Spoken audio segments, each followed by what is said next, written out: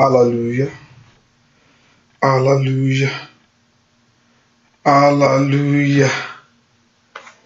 Hallelujah. Ẹ jẹ́ gbàdúrà. Ọlọ́run tó pọ̀ ní pàtàkì àgbẹ̀ ọ̀gá fún àkókò. Father, we thank you, Lord Jesus. We exalt your glorious name. We exalt your beautiful name. The name that is above every other name. Orúkọ tó ju gbogbo orúkọ lọ. Lord, we lift our voice in praise and worship to you. That it be that exalted in Jesus' name. Lord, in your name we gather, in your name we worship tonight. At this midnight hour before your people, Lord, we know that you, God Almighty, you are with us. Bá a ṣe képe ọ, Ọlọ́run dáhùn. Fi agbára rẹ̀ hàn, fi ọwọ́ lára rẹ̀ hàn. Jésù ṣe ìyanu bú jáde ní ògo rẹ̀. Na agbára sẹ́. Manifest yourself, O Lord, and let your name alone be praised. In Jesus' name, we pray. I want you to lift your voice and just begin to bless the one that is worthy. Thank him for the time that he has given to you.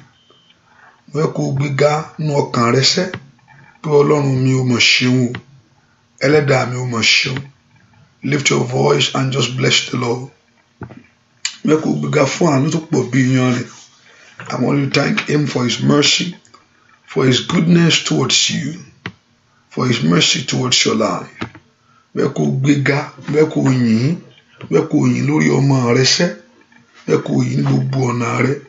Somebody lift your voice and just begin to thank the Lord.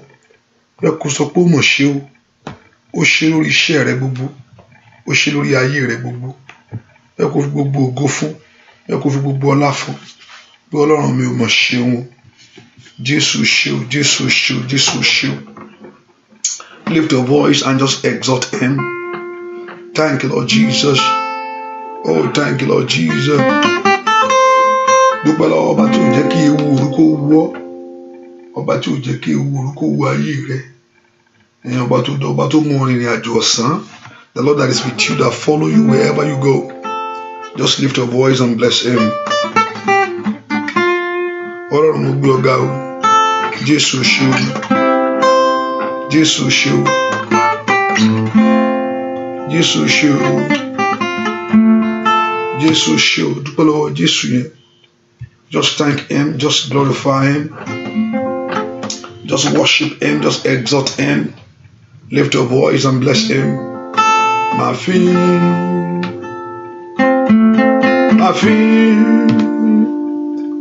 fille fún Jésù. Kò béèrè ìrànlọ́wọ́ mìíràn bí kò ṣe yìí.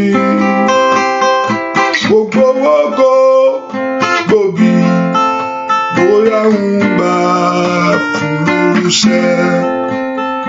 Ma vie fún Jésù tó gbà mí là. Ma vie f'Olódùmarè. Béèrè ìrànlọ́wọ́ mìíràn bí kò ṣe yìí. Gbogbo ògo gbòbí sẹ́.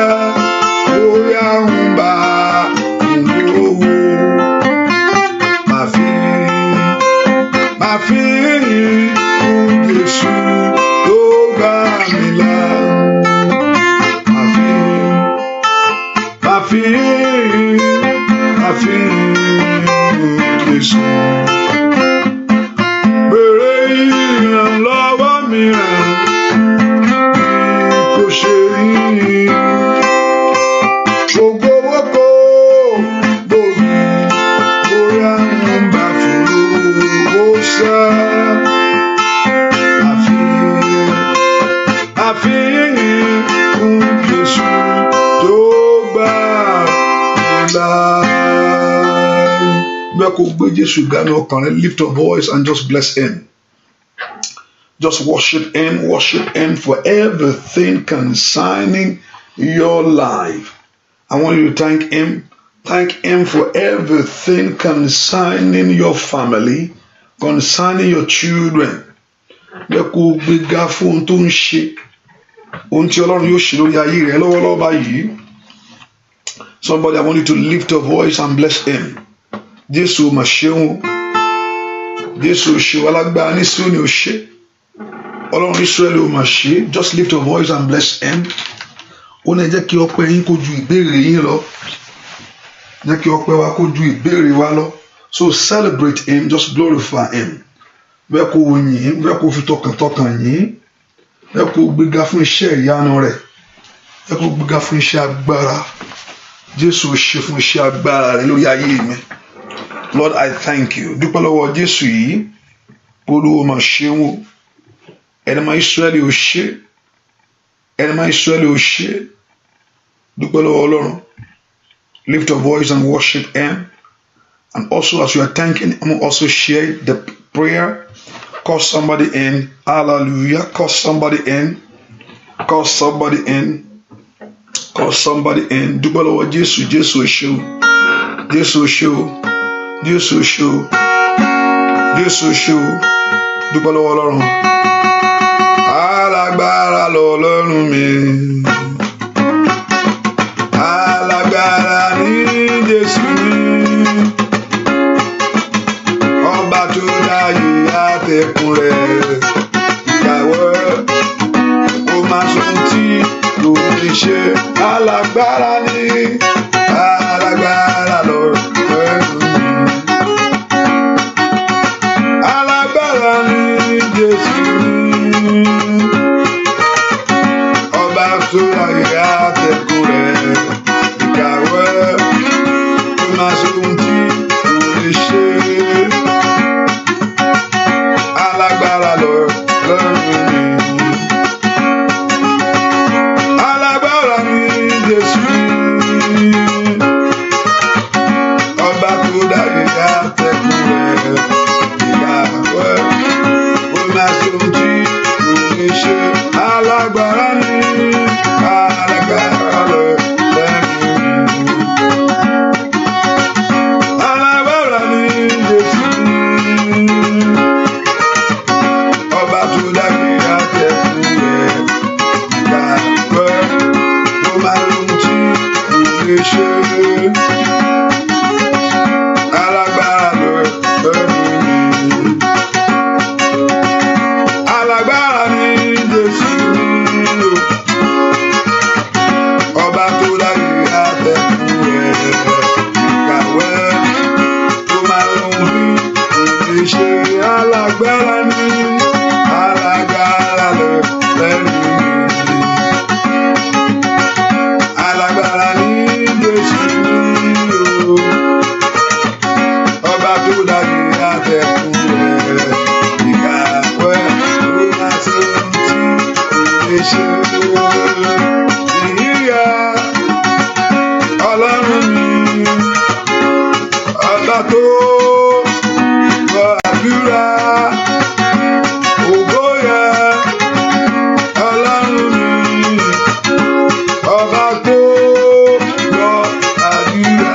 Ìyá Ọlọ́run mi. Ọba tó gbọ́ àdúrà. Ògo yẹ Ọlọ́run mi. Ọba tó gbọ́ àdúrà. Ìyíyẹsẹ Ọlọ́run mi bàbá. Ọba tó gbọ́ àdúrà. Ògo yẹ Ọlọ́run mi. Ọba tó gbọ́ àdúrà. Just lift your voice and thank Him. Bẹ́ẹ̀ kó gbéga sẹ́. Bẹ́ẹ̀ kó yìn fún àánú ńlá. Èyí tó rí gbà, bẹ́ẹ̀ kó yìn fún orí ọ̀fẹ́. Orí ọ̀fẹ́ tó dájú ní gbogbo ọ̀nà. Orí ọ̀fẹ́ tó ju gbogbo orí ọ̀fẹ́ lọ. Somebody lift your voice and thank Him. Dúpẹ́ lọ́wọ́ Ọlọ́run o. Ọba tí òjò sọnù. Ọba tí òjò sọnù. Ọba tí òjò sọnù. Èèyàn kan dúpẹ́ lọ́wọ́ Ọlọ́run bó ṣe wà yẹn. ọba tí òjò sọnù gbọ́ àdúrà lórúkọ Jésù Kristi Olúwa wa lórúkọ Jésù. Ọlọ́run mo mú ọ̀rọ̀ ayé mi tọ̀ wá lónìí. Ọlọ́run mo mú ọ̀rọ̀ ayé mi tọ̀ wá lónìí. Ẹ̀mí má ṣàṣepé lórí ayé mi. Ẹ kó porúkọ Jésù dáadáa. Ọlọ́run mo mú ọ̀rọ̀ ayé mi tọ̀ wá lónìí. Ọlọ́run mo mú ọ̀rọ̀ ayé mi tọ̀ wá ní òní yìí. Ẹ̀mí mi má ṣàṣepé lórí ayé mi. Ẹ kó porúkọ Jésù. Ọlọ́run ṣe àṣepé lórí ayé mi. Ẹ kó gbàdúrà pé kí Ọlọ́run kó ṣe àṣepé lórí ayé rẹ. Olúwa mo mú ọ̀rọ̀ ayé mi tọ̀ wá. Ẹ̀mí má ṣe àṣepé lórí ayé mi. Porúkọ Jésù kí Ọlọ́run kó ṣe àṣepé lórí ayé rẹ ni. Ẹ̀mí má ṣe àṣepé lórí ayé mi. Porúkọ Jésù Ọlọ́run mo mú ọ̀rọ̀ ayé mi tọ̀ wá. Ẹ̀mí má ṣe àṣepé lórí ayé mi. Ṣe àṣepé mo mú ọ̀rọ̀ ayé mi tọ̀ wá. Talk to him, say Lord, mo ọ̀rọ̀ ayé mi mo mú wá tọ̀ wá o. Ọ̀rọ̀ ayé mi mo mú tọ̀ wá lórí ọmọ ni. That place that you need God, talk to him. Mo mú ọ̀rọ̀ ayé mi tọ̀ wá. Ṣe àṣepé lórí ọ̀rọ̀ ayé mi. Ẹ kó porúkọ Jésù dáadáa bí tó wà. Kí Ọlọ́run kó ṣe àṣepé lórí ayé rẹ sẹ́. Gbogbo ohun tó ń ṣe ti Ọlọ́run kọ́ Ọlọ́run kó mú kúrò. Gbogbo ohun tó ń di ọ lọ́wọ́ tí ń fọ̀ sẹ́yìn. Gbogbo tó mú ìjákulẹ̀ wá. Gbogbo tó jẹ́ kí ìyanu ṣẹlẹ̀. Ọlọ́run ọ̀rọ̀ ayé mi mo mú wá tọ̀ wá. Olúwa ṣe àṣepé nínú ayé mi. Ẹ ká gbàdúrà sọ fún Ọlọ́run. Ó yá. Let God perfect, let God complete. Ọ̀rọ̀ ayé mi mo mú tọ̀ wá lónìí.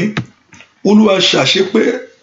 Ó yá gbàdúrà kí Ọlọ́run kó ṣe àṣepé lórí ayé rẹ. Orúkọ Jésù. Ọlọ́run ṣe àṣepé lórí ayé mi. Somebody lift your voice to God. The Lord God of heaven, in the name of Jesus, to perfect your life, to perfect your home. Ṣe àṣepé lórí ayé mi. Gbọ́ àdúrà lórúkọ Jésù Kristi. Olúwa wa èèyàn kan gbàdúrà sọ fún Ọlọ́run. Lift your voice. Father, don't let me walk in darkness. Má jẹ́ n rìn inú òkùnkùn mọ́. Bẹ́ẹ̀ kó porúkọ Jésù. Inú òkùnkùn táyé fi ayé mi sí. Olúwa mú mi kúrò ńbẹ̀ inú òkùnkùn. Olúwa má jẹ́ n rìn inú òkùnkùn mọ́. Somebody lift your voice to God. Ẹ̀mí mímọ́ má jẹ́ n rìn inú òkùnkùn mọ́. Porúkọ Jésù dáadáa. Olúwa má jẹ́ n rìn inú òkùnkùn mọ́. Ọmọ Ọlọ́run gbàdúrà bí tó wá yẹn.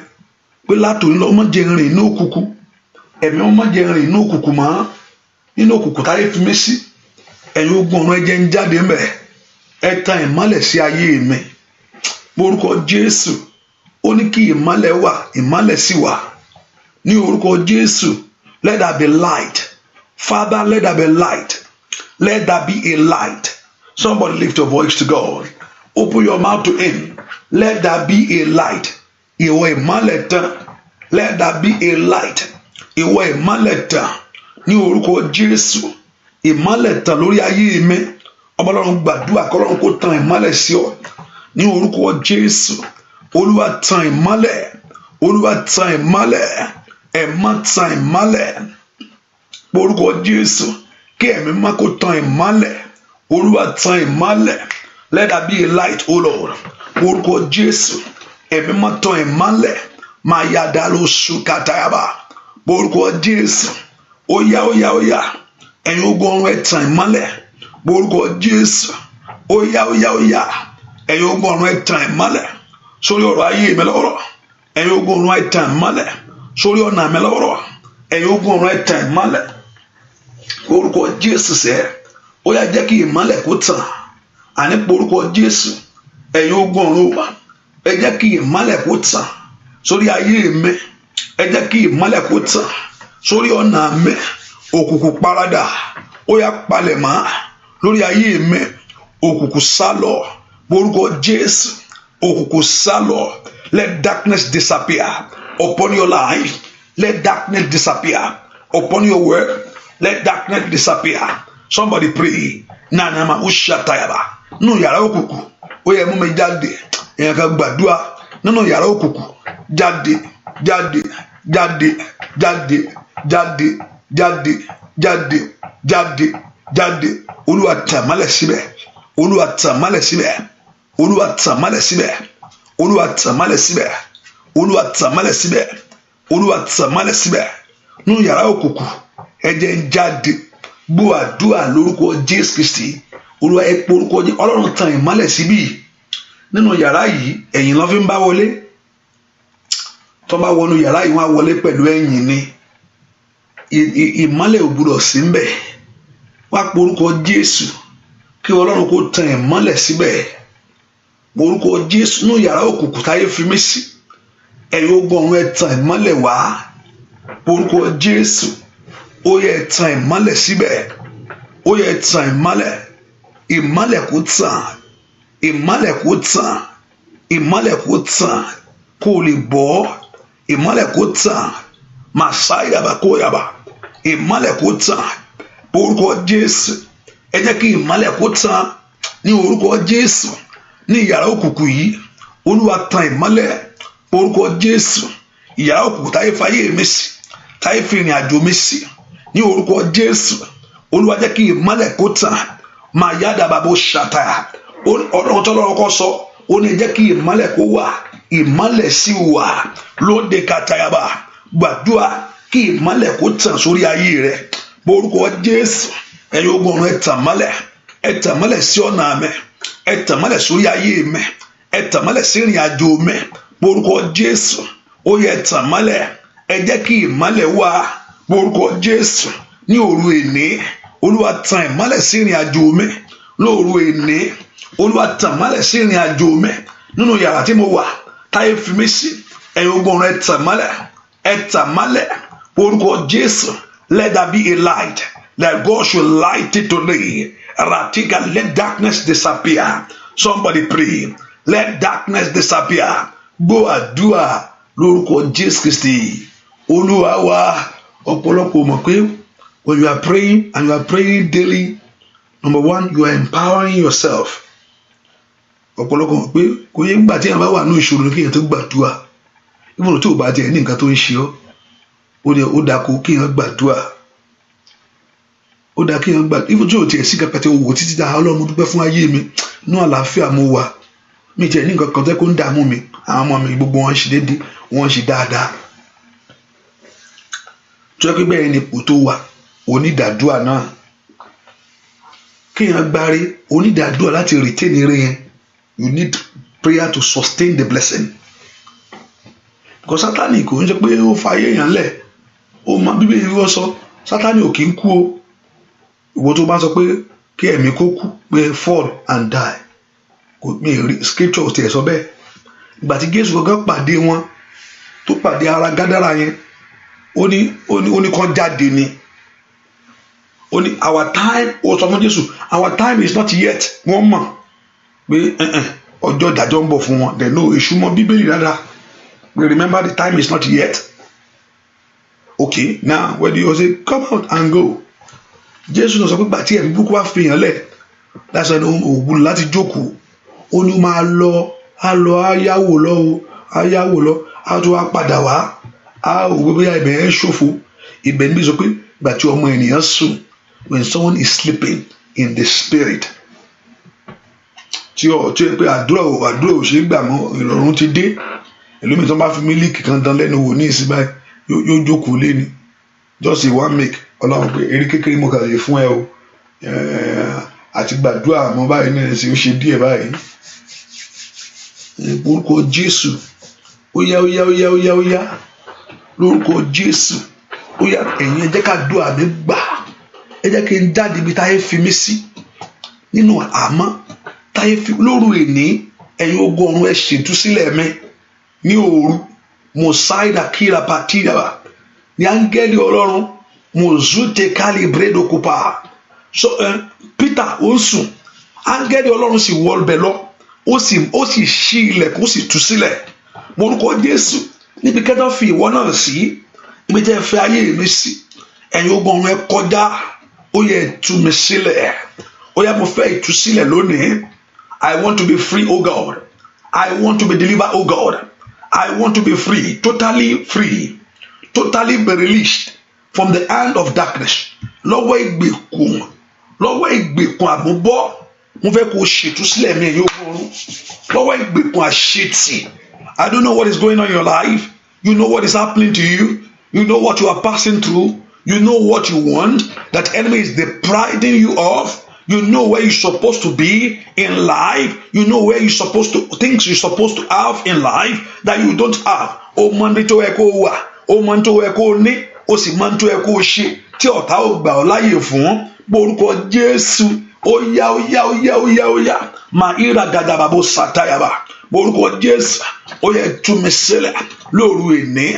Ó yẹ ṣètúsílẹ̀ ayé mi lóru èní. Ẹ tú mi sílẹ̀ lọ́wọ́ ìgbèkùn àìní. Ẹ tú mi sílẹ̀ lọ́wọ́ ìgbèkùn àṣetì, lọ́wọ́ ìgbèkùn àmúbọ̀ ní orúkọ Jésù. Èèyàn kan gbàdúrà rárá kọ́lọ́run kó tú ọ sílẹ̀ lọ́wọ́ ìgbèkùn tó ní òní lọ́kọ, tó ní òní rọ́mọ bí, tó ní òní ṣe rere.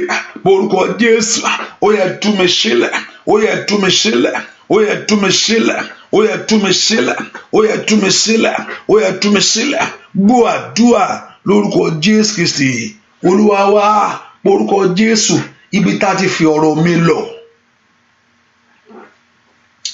Ibi tá a ti fi ọ̀rọ̀ mi lọ tó dìde ogun sí mi, ẹ̀yin ogun ọ̀run ẹ kọjá lọ, ẹ tú wọn ká.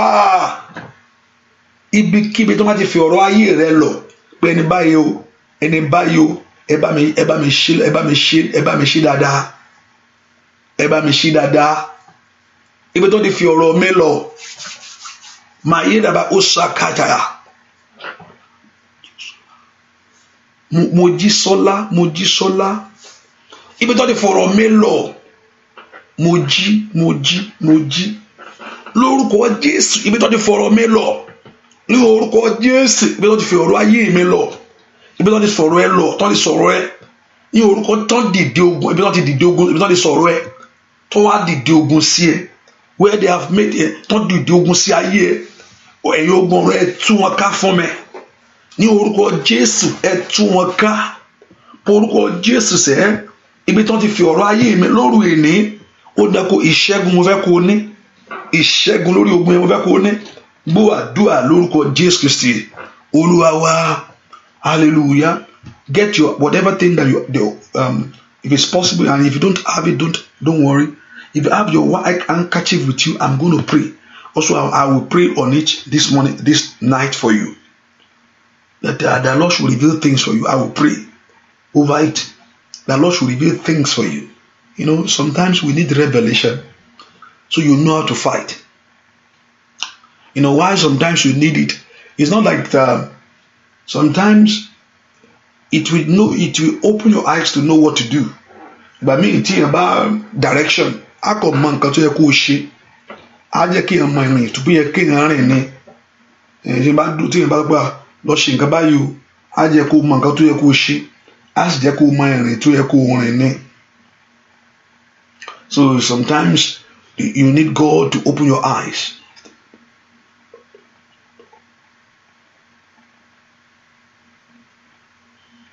Á jẹ́ kó mọ ìrìn tó yẹ kó rìn. Á jẹ́ kó mọ when God give you direction. Àbí tó bá lọ síwájú wòlíì, just to give you a direction. Ìgbà míì kò àdúrà ló ń change. If you don't pray, nothing moves. Àdúrà ló ń mi ọwọ́ Ọlọ́run. And so if you have that handkerchief with you, I'm going to pray with it for you, and you use it the way I told you to use it. My sister had the same dream about what you are just talking about. Orúkọ Jésù, ó yá. Ẹ ṣe ìtúsí ayé mi lọ́wọ́lọ́wọ́. Ó yá ẹ bẹ̀rẹ̀ iṣẹ́ lórí ayé mi. Ó di dandan. Ó di dandan. Má yàdàbà ó ṣì kàtàyàbà. Má lè prédò kàbáyàbà. Orúkọ Jésù kí Ọlọ́run kó bẹ̀rẹ̀ iṣẹ́ lórí ayé rẹ̀. Father, begin your work in my life. Bẹ̀rẹ̀ iṣẹ́ agbára lórí ayé mi. Mo fẹ́ bọ́ lónìí. Mo fi tó fi ọ̀rọ̀ ayé mi lọ sí. Ibi tó ti fi ọ̀rọ̀ ayé ẹ lọ tó wá dìde ogun lórúkọ Jésù. Ibi tó ti fi ọ̀rọ̀ ayé mi lọ tó wá dìde ogun sí mi. Ibi tó ti fi ọ̀rọ̀ ayé mi lọ tó wá dìde ogun. Ibi tó ti fi ọ̀rọ̀ ayé mi lọ tó dìde ogun where they have okopalu zikataya oya ibi tó ti sọ̀rọ̀ mi tó ti dìde ogun sí mi ní orúkọ Jésù ẹ̀yin ogun ọ̀run ẹ lọ tú wọn ká ní orúkọ Jésù. We ask the Lord to scatter them. Wati de bato yaba, where they have present your case. Matu de kete, andalabo tayabu, rati kete loru eni tí mo wà yìí. Ẹ̀yin ogun ẹ tú wọn ká. Ọmọ Ọlọ́run gbàdúrà, ẹ tú wọn ká, ẹ tú wọn ká, ẹ tú wọn ká, ẹ tú wọn ká, ẹ tú wọn ká, ẹ tú wọn ká, ẹ tú wọn ká. Ní orúkọ Jésù, ẹ tú wọn ká. Tali Paul Saga Boadua lórúkọ Jésù Kristi Olúwa wa. Sometimes you do things that unusual to get the unusual things. You do things that unusual to get unusual thing. You get unusual. I believe you are at midnight. I believe you're at midnight, wherever you are. Just make sure you're at midnight. I want you to look at your four corners of your house, if you're at home, if it's possible. If you're at home and you are listening to me. Wo four corners ilé me. Wo four corners ilé. Wo four corners ilé. Wo four corners ilé. Lord, do inside the four corners. Pick one four corner there. Especially if you are in your living bedroom, if you are at four corners, see four corners of your house, stand there, look at one four corner. I want you to, with your right hand, breathe the breath of life upon it. Miss your word to him. Ilé òṣogbo mi ṣe babaláwo. Báyìí wo tún lè lé báyìí o. Ilé ò máa ti di nǹkan mi. Bẹ́ẹ̀ ni. Look at the four corners of your house. Don't worry. Look at the four corners of your house. Pick one four corner there. Breathe the breath of life on your hand. And I want you to hit that wall or that corner. Call the name of Jesus Christ 3 times. Báwo ibi four corner gbalẹ̀ mẹ́ta. Olórúkọ Jésù gbogbo àṣírí òkùnkùn ní ayé mi lónìí. Kó bẹ̀rẹ̀ sí tú. Gbogbo àṣírí òkùnkùn ní ayé mi lónìí. Ẹnìkan Ọlọ́run fẹ́ tú ẹ sílẹ̀. Ẹnìkan Ọlọ́run fẹ́ tú ẹ sílẹ̀. Àṣírí òkùnkùn ní ayé mi. Every secret of darkness in my life, Lord, begin to reveal it. Mo fẹ́ kó orúkọ Jésù ògiri yẹn mo fẹ́ kó gbá lẹ́ẹ̀mẹ́ta. And that four corner níbi igun yẹn ni o. Àṣírí òkùnkùn ní ayé mi ẹ̀mí mọ́ tú. Lórúkọ Jésù mayadabo shatayaba. Àṣírí òkùnkùn mora katali predo sekata. Merote kelaba o shatayabo. Àṣírí òkùnkùn ní ayé mi ẹ̀mí mọ́ tú. Orúkọ Jésù tú. Gbogbo agbára tó fi ilé ẹ ṣẹlẹ̀. Gbogbo agbára tí ń bọ̀ ọ̀sùn tó ń bọ̀ jí tí ń bẹnu yàrá pẹ̀lú ẹ. Ní orúkọ Jésù àṣírí òkùnkùn náà léyìí ẹ mọ́ tú lọ́wọ́lọ́wọ́. Let the secret of darkness be revealed. Àṣírí òkùnkùn ní òru èní ẹ mọ́ tú. Ní orúkọ Jésù Olúwa tú. Kí àwọn èèyàn lè borí ogun. So you can have victory over your battle. So you can have victory over your battle. Ẹ mọ́ tú. Ní orúkọ Jésù gbogbo agbára tí ń pààrọ̀ ire. Gbogbo agbára tí ń gba ire. Tí ń gbé ohun ire lọ. Tí ń pààrọ̀ ire. Ní orúkọ Jésù àṣírí òkùnkùn nílé Olúwa tú. Ẹ mọ́ tú. Orúkọ Jésù Olúwa tú.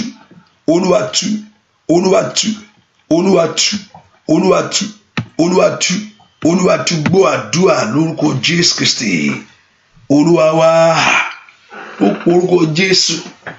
Whatever the enemy is using to cover themselves, ohun tí ọ̀tá ń lò to cover themselves for you not to see them, Lord, unveil it today. Olúwa ká kúrò. Gbà mí ẹlòmíràn tó yẹ kó sá fún lòun fara nù. Ẹni tó yẹ kó sá fún gbà mí tó yẹ kó tó orí kó yẹ kó túlẹ̀ fún. Bẹ́ẹ̀ ni olú tó ń fara nù ló tó ń fara nù ọ̀gá ní kọ́ntínú máa wọ̀rí. Ìyà rẹ̀ ń pọ̀ sínú. Ẹni tó yẹ kó orí tó yẹ kó pé Olódùmarè ẹni yẹ kí n sá mi ní kó máa sá fún gbogbo èèyàn.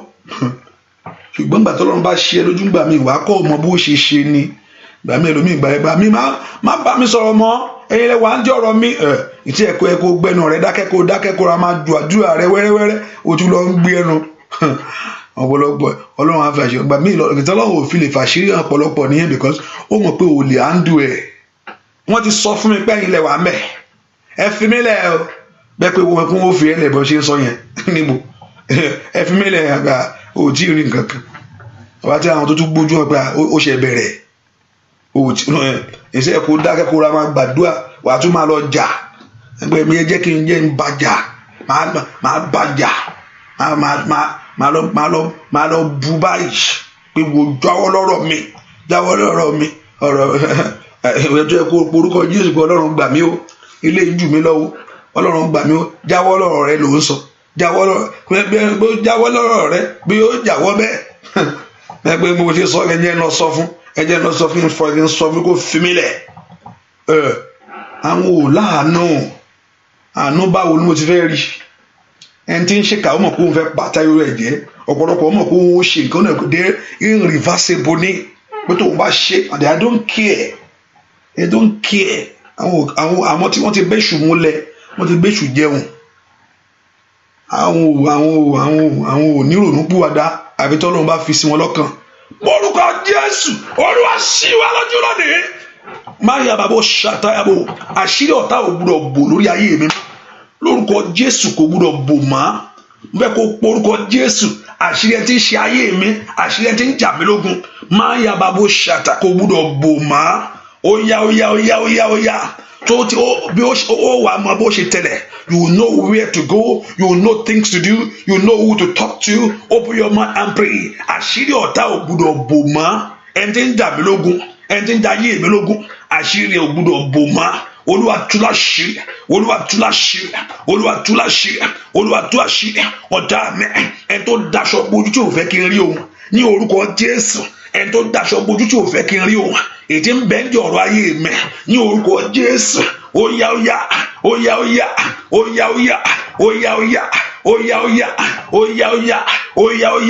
lórúkọ Jésù iṣẹ́ rẹ̀ bàjẹ́ máa wúra pàpọ̀ tayaba la ira kadiabo in Jesus name we pray in Jesus name we pray orúkọ Jésù Olúwa gbẹgbà mi lọ́wọ́ ọ̀tá mi Olúwa gba ẹgbà mi lọ́wọ́ ọ̀tá mi ọ̀tá tó ní ẹgbà rẹ̀ rèé Olúwa gba ẹgbà náà.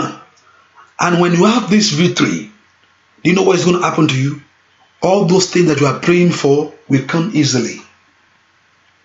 Ọ̀pọ̀lọpọ̀ torí pé ò tí ì ní ìṣẹ́gun ní ìyanu yẹn ò tí ì ṣẹlẹ̀ torí pé yẹn ò tí ì ní ìṣẹ́gun ní ìyanu yẹn ò tí ì ṣẹlẹ̀ níjọ́ tí yẹn bá ti ní ìṣẹ́gun àti pé all you are praying for a job and you have been seeking for a job all this while you don't have the job you are praying for whatever thing that you are praying for and you don't have it. Is it God is the one holding it? Ṣé Ọlọ́run ló ń di lọ́wọ́ tó fẹ́ fún ẹ? Èmi ò gbà bẹ́ẹ̀. Ọlọ́run fẹ́ fún ẹ ọ̀pọ̀lọpọ̀ ire tọ́lọ́run ti gbé wá fún ọ̀pọ̀lọpọ̀ tí ọ̀tá ò jẹ́ dọ́wọ́ ẹ̀. Because God is not a man to lie. He say ask and it shall be given. O ti gbàdúrà, o ti gbàwẹ̀, o ti gba gbogbo ẹ̀. Bó ṣe ń gba funfun ló ń gba blue ló ń gba red ló ń gba o ṣáà ń gba gbogbo ẹ̀ mọ́. Ṣùgbọ́n and as God bringing the blessing for you ọ̀tá ò fẹ́ kó dọ́wọ́ ẹ̀. Orúkọ Jésù máa ṣàdàkúta kàtàyàbá ó yá gbẹgbà mi lọ́wọ́ wọn ẹni tó ní ẹgbà rẹ̀ rèé that this is okay Olúwa gbẹgbà mi lọ́wọ́ ẹgbà táyé fẹ́ ní ayé mi o lóru èní ni kò gbà á when you are free today you know that thing will come easily àwọn tó ní wọn rí ẹ they will come and find you àwọn tó ní wọn mọ yẹn wọn á wọ ẹ rí lọ ṣídà kàtàyàbá bò ohun tó wá yẹn yóò wá síwájú ẹ ní orúkọ Jésù mo ṣíra kàtàyàwá Ọlọ́run gba ẹgbà mi lọ́wọ́ ọ̀tá mi ẹgbà táyé fẹ́ nà mí ẹgbà táyé fẹ́ nà ọ̀nà mi mo orúkọ Jésù ẹ má gbà á mo orúkọ Jésù ẹ má gbà á mo orúkọ Jésù ẹ má gbà mi lọ́wọ́ ọ̀tá mi gbọ́ àdúrà lórúkọ Jésù Kristi Olúwa wa lift your voice and pray ẹ má ṣẹ́ ogun ìran lórí ayé mi. Lord, every generation battle Olúwa ṣẹ́ lórí ayé mi ẹ̀mí máa ṣẹ́ ogun ìran lórí ayé mi orúkọ Jésù dáadáa kí ẹ̀mí máa ṣẹ́ ogun ìran lórí ayé rẹ̀ Olúwa ṣẹ́ orúkọ Jésù óyá ẹ̀mí máa ṣẹ́ ogun ìran lórí ayé mi lórúkọ Jésù Olúwa ṣẹ́ ogun ìran lórí ayé mi jẹ́ n gbélé gbọ́ o Jésù jẹ́ n gbélé gbọ́ jẹ́ n gbélé gbọ́ o Jésù jẹ́ n gbélé gbọ́ àwọn tó kóra wọn jọ láti ṣe mí léṣe jẹ́ n gbélé gbọ́ wọ́n ti fọwọ́ ara wọn ṣe àwọn jẹ́ n gbélé gbọ́ jẹ́ n gbélé gbọ́ o Jésù jẹ́ n gbélé gbọ́ jẹ́ n gbélé gbọ́ o Jésù jẹ́ n gbélé gbọ́ àwọn tó kóra wọn jọ láti ṣe mí léṣe jẹ́ n gbélé gbọ́ wọ́n ti fọwọ́ ara wọn ṣe ra wọn jẹ́ n gbélé gbọ́ jẹ́ n gbélé gbọ́ o Jésù jẹ́ n gbélé gbọ́ jẹ́ n gbélé gbọ́ o Jésù jẹ́ n gbélé gbọ́ àwọn tó kóra wọn jọ láti ṣe mí níbi jẹ́ n gbélé gbọ́ wọ́n ti fọ́ àwọn ṣe ra wọn jẹ́ n gbélé gbọ́ ó yá wọ́n ti fọwọ́ ara wọn ṣe ra wọn jẹ́ n gbélé ó yá wọ́n ti fọwọ́ ara wọn ṣe ra wọn jẹ́ n gbélé gbọ́ wọ́n ti fọwọ́ ara wọn ṣe ra wọn jẹ́ n gbélé gbọ́. Orúkọ Jésù Ọlọ́run jọ̀ọ́ ẹ gbà mí lọ́wọ́ ọ̀tá mi gbà sọnù ẹ gbà mí lọ́wọ́ ọ̀tá mi your cane in the hand of your enemy Olúwa gbà sọnù whatever the enemy is using to trouble you that means ẹ gbà ohun tó fi ń trouble ẹ nìyẹn ẹ gbà ẹlòmíì àìrọ́kọ ló fi ń trouble ẹ àìrọ́mọ ló fi ń trouble ẹ gbà ẹ má jò rọ́mọ bí ẹ má jò lọ́kọ ẹ má jò ṣàṣeyọrí that's your cane. I mean, whatever the instrument that enemy is using to trouble you, that's the cane I'm talking about.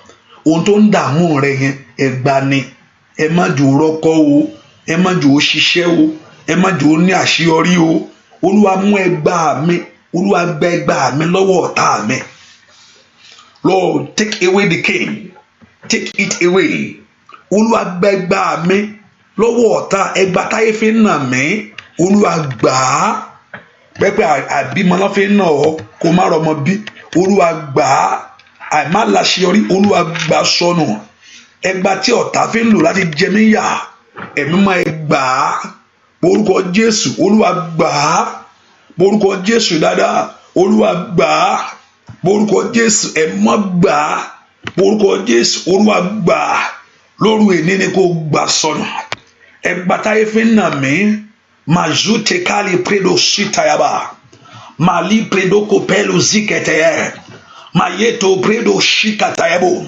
Lift your voice and pray.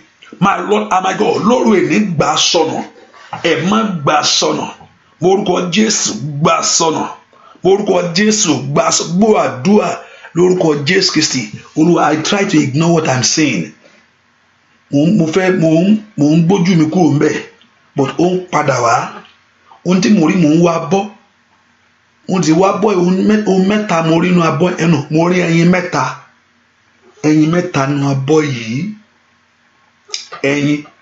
ẹyin mẹ́ta ni mo wò. I try to ignore it mo ń try to push it aside ìwòjúlẹ̀ ẹyin mẹ́ta but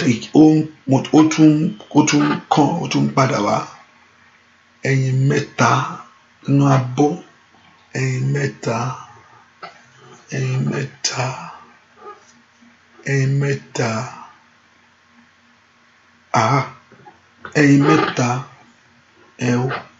tí adìẹ bá yé ẹyin ó yẹ láti bí ọmọ ni tí ẹyin bá ash á di ọmọ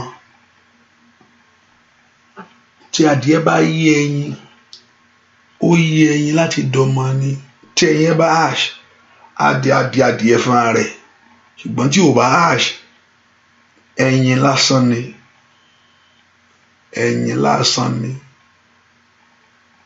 gbogbo yẹn gbàdúrà, ẹ sọ fún Ọlọ́run, ẹ jẹ́ kí èso ayé mi dàgbà, ẹ jẹ́ kí èso mi dàgbà, ẹ jẹ́ kí èso mi dàgbà, ẹ jẹ́ kí èso mi dàgbà lọ́wọ́ agbára tí èso mi wà lọ́wọ́ rẹ̀. Ẹ gbà á, ẹ jẹ́ kí èso mi dàgbà. Màmá Yorùbá gbàdúrà dáadáa o, kí mẹ́ta yẹn kó dàgbà lọ́wọ́ rẹ̀. Bẹ́ẹ̀ ni mo wí, gbàdúrà dáadáa kí mẹ́ta yẹn kó dàgbà. Obìnrin méjì ọkùnrin kan, ẹ jẹ́ kí mẹ́ta yìí dàgbà. Ẹjọ́ dàgbà, obìnrin méjì ọkùnrin kan, ẹ jẹ́ kí mẹ́ta yìí kó dàgbà. Orúkọ Jésù, ẹ jẹ́ kí mẹ́ta yìí kó dàgbà. Orúkọ Jésù, ẹ jẹ́ kí mẹ́ta yìí dàgbà. Orúkọ Jésù, ẹ jẹ́ kí mẹ́ta yìí dàgbà. Ẹ̀yin ogun ọ̀run, ẹ jẹ́ ó dàgbà.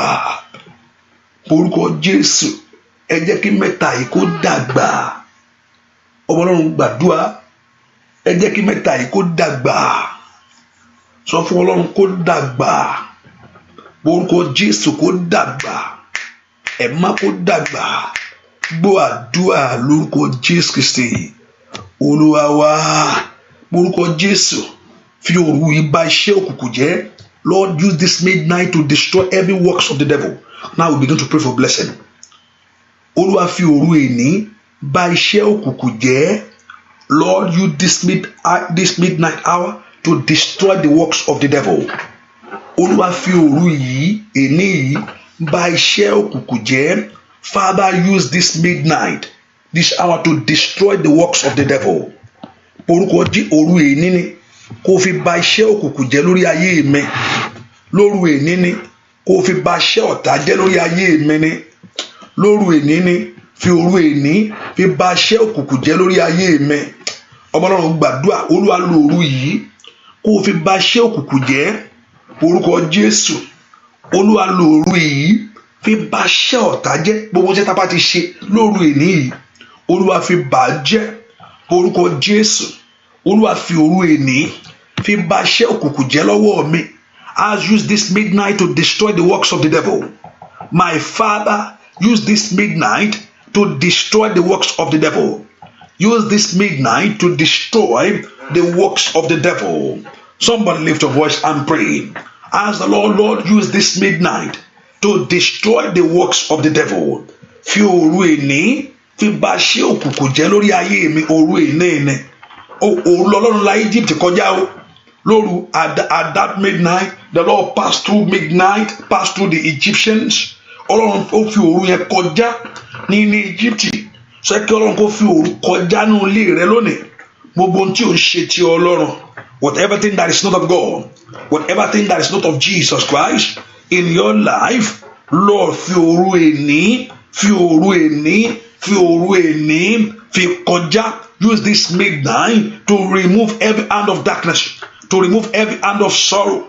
In the name of Jesus, in Jesus' name, we pray. I pray for somebody.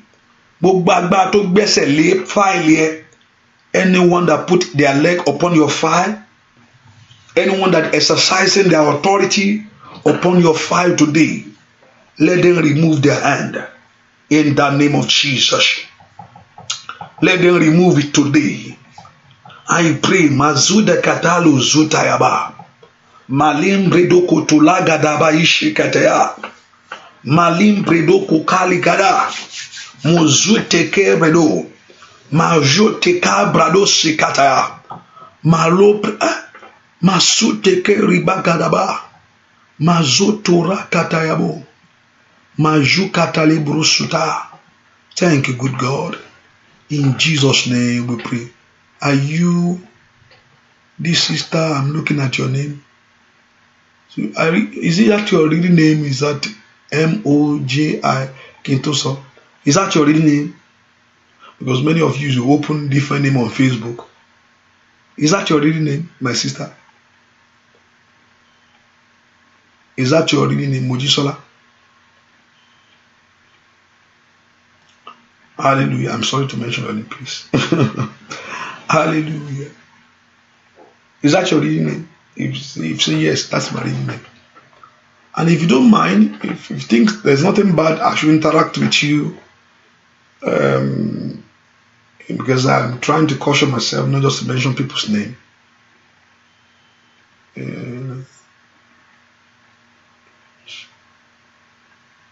If you don't mind, if people say, oh, no problem, let me keep on mentioning, I mention your name. Hallelujah. I'm just cautioned just to mention people's name because now, sometimes you have friends, you just want to let your case be your own case. Because I've seen people now that, why? That's why that's why I stopped doing that. So that's why I just keep that name to yourself. I pray that the hand of the Lord be upon you. I pray that the hand of the Lord be upon you. Mo gbàdúrà Ọlọ́run kó kàn yín. Kọ́lọ́run kó wọ arábìnrin ní aṣọ ọ̀tún. Kí Ọlọ́run kó wọ arábìnrin ní aṣọ ọ̀tún.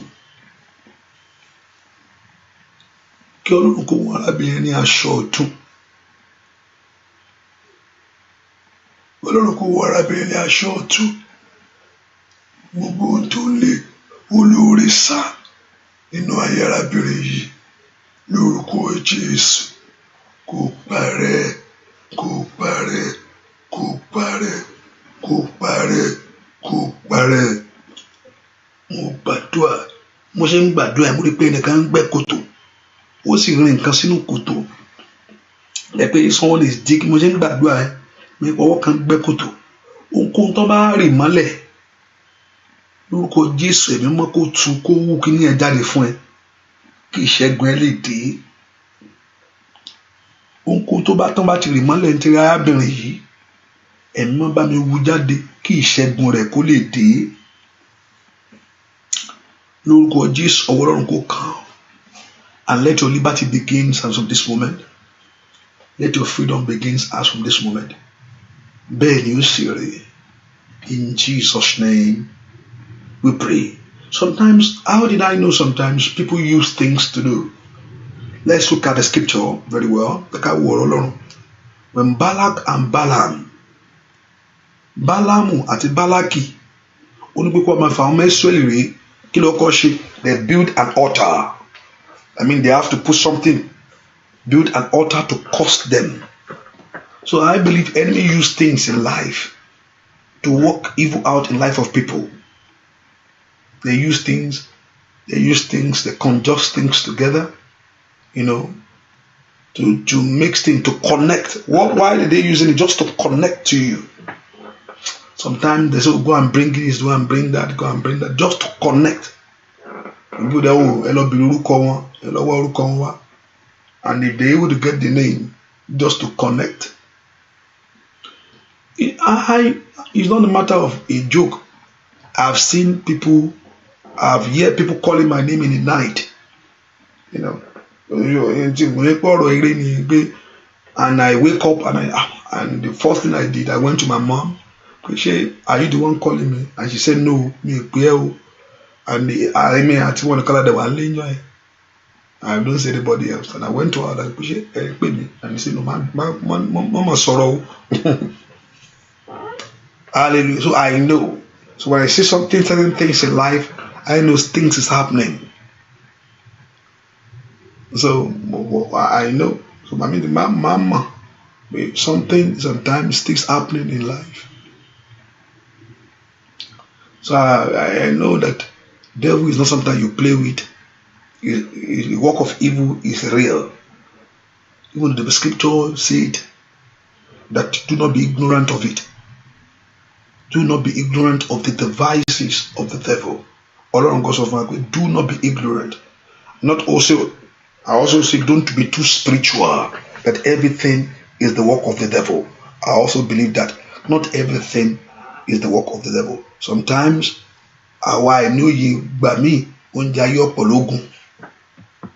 not everything is the work of the devil. Sometimes, If you are not where you're supposed to be, you can't get what you're supposed to have in life, what you're supposed to see. So sometimes things work.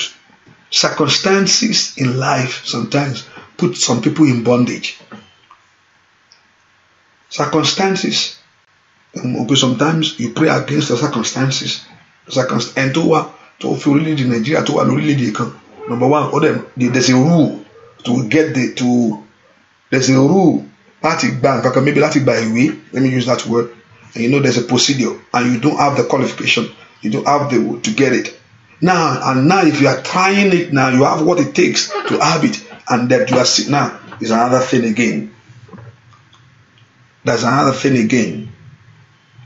That's another thing again. So circumstances. Oh man, so I'm just saying not everything is the work of the devil. I know you're going by me. Don't pop. So I believe that also. And that you ignore. Láti fọwọ́ èṣù sẹ́yìn orúkọ Jésù gbogbo tó bá mi jáde nínú ilé bàbá mi. That's why by God's grace I'm going to pray. We're going to have, I don't know whether but we're going to pray. Gbogbo tó bá ti wà ní tẹ́kọ̀ ti fi orílẹ̀-èdè tó wà lẹ̀, we're going to pray. Àmà gbàdúrà whatever tó bá ti fi orílẹ̀-èdè pé you left your father's house, you're on a journey. Oh, sí Nigeria, neither you are in Ghana, that where you are born, you are not there. Even though if you are there, you are somewhere. You have to pray that you prosper in the journey. On that very journey to run. So don't worry, that's the prayer that we're going to pray next before we go into our fasting and prayer. That you're going to pray everyone that you left your home to a place to one jealousy me. Even though if you left your state if you are in Lagos, if you are in Oyo State and you move to Lagos for something, also it's a journey too, right? It's a journey. You don't have to be overseas. If you left your Ibadan to buy Ekolo, or to buy Kaduna, that you left one place for a better life, something must happen for you. So let me. Lórúkọ Jésù sẹ́, oya, lórúkọ Jésù. Oye jẹ́ ìṣeré gbogbo ọba tí ń dí mi lọ́wọ́ tí ò kẹ́ ìṣeré lóru yìí ẹ gbà mí lọ́wọ́ agbára náà. Let God deliver your life from that power. Let God deliver your life from that power. Oye gbà mí lọ́wọ́ agbára náà. Oye gbà mí lọ́wọ́ agbára náà. Oye gbà mí lọ́wọ́ agbára tí ò fẹ́ kí n ṣeré. Agbára tí ò fẹ́ kí n lu àlùyọ. Oye gbà mí lọ́wọ́ nínú kò táyé tì mí mọ́. Let God release you. Nínú kò àmúbọ̀ táyé tì mí mọ́. Let God release you. Ní orúkọ Jésù. Ní orúkọ Jésù ẹ tú mi sílẹ̀. Orúkọ Jésù ẹ tú mi sílẹ̀. Ní orúkọ Jésù ẹ tú mi sílẹ̀. Gbọ́ àdúrà lórúkọ Jésù Kristi. Olúwa wa, Psalm 109 verse 27 to 30. Psalm 109. Remember, I'm going to pray upon the handkerchief. Remember, I'm going to pray. I want to join my faith with you. Psalm 109 verse 27 to 30. Kí wọ́n tó lè mọ̀ pé ọwọ́ rẹ ni èyí, pé ìwọ Olúwa ni ó ṣe é. Wọn ó máa gégùn, ṣùgbọ́n ìwọ máa súre. Nígbà tí wọ́n bá dìde, kí ojú kí ó tì wọ́n, ṣùgbọ́n ìránṣẹ́ rẹ yóò yọ̀. Jẹ́ kí a fi ìtìjú wọ àwọn ọ̀tá mi ní aṣọ, kí wọ́n kí ó fi ìdàrúdàpọ̀ wọn bo ara bí ẹni pé ẹ̀wù. Èmi ó máa fi ẹnu mi yin Olúwa gidigidi. Nítòótọ́, èmi ó máa yìn láàrin ọ̀pọ̀ ènìyàn. You see, he said that they may know that this is the hand, Kán lè mọ̀ pé ọwọ́ rẹ̀ rèé. That they may know that this is the hand of God. That they may know that iṣẹ́ wọn kò bàjẹ́. That's how they know that this is the hand of God. He said it. He said that these may know that this hand. Let them curse. Jẹ́ kí iṣẹ́ ibi tán ṣe kó bàjẹ́. Kán lè mọ̀ pé ọwọ́ Ọlọ́run lè iṣẹ́ wọn ò gbúdọ̀ jọ lórí ayé mi. As you are stepping in 2018, something great must happen. Ìyípadà láti dé báyìí rẹ, that they may know that this is your hand, oh God. Let something great happen. Destroy the works of enemy. Maye bredo kota 27. Mayo bredo siketeli brede. La bread that they may know that pé ọwọ́ rẹ rèé jẹ́ kí wọ́n gégùn but you God bless jẹ́ kí iṣẹ́ wọn bàjẹ́ jẹ́ kí iṣẹ́ wọn dà lé wọn lórí iṣẹ́ ibi ayé ó yá kó dà lé wọn lórí ní orúkọ Jésù ní orúkọ Jésù ní orúkọ Jésù ní orúkọ Jésù ní orúkọ Jésù ọmọ náà gbàdúrà kí iṣẹ́ ibi kó dà lé wọn lórí ó yá ó yá ó yá ó yá ó yá ó yá ìyá àbèjì múra sọ̀rọ̀ rẹ̀ mà ilà bá kútàyàbá màmá twins ó yá múra sọ̀rọ̀ rẹ̀ sẹ́ mà yáda bàbá ṣìkàtà ẹ̀bọ̀ làbrédò kó pálù sáyà reketeli frida ó yá múra sọ̀rọ̀ rẹ̀ sẹ́ yàtìrì bó kó bíyàbò làbrédò kó pílò síra kàtàyà ó yá múra sí mà wúra kàtàyà iṣẹ́ wọn kó bàjẹ́ kó bàjẹ́ kó bàjẹ́ kó bàjẹ́ kó bàjẹ́ kó bàjẹ́ let their work be destroyed rakaparia lóru enene lóru enene lóru enene lóru enene lóru enene lóru enene let God destroy the works of enemy masira gabaya lift your voice and pray masike telebo lift your voice and pray masike tekebo matuke tekeba mateke tekeba mayeke tekeba rakete tekeba masike tekeba masike tekeba right then the work be destroyed the works of enemy tonight be destroyed be destroyed be destroyed be destroyed be destroyed be destroyed be destroyed be destroyed let the works of enemy be destroyed in my life let the works of enemy be destroyed in my home let the works of enemy be destroyed in my marriage let the works of enemy iṣẹ́ ọ̀tá kó bàjẹ́ iṣẹ́ ọ̀tá yóò jẹ́ kí ayé mi láyọ̀ iṣẹ́ ọ̀tá yóò jẹ́ kí ayé mi dùn ní orúkọ Jésù iṣẹ́ ọ̀tá tí ń dààmú ọ̀nà mi ní orúkọ Jésù let the work be destroyed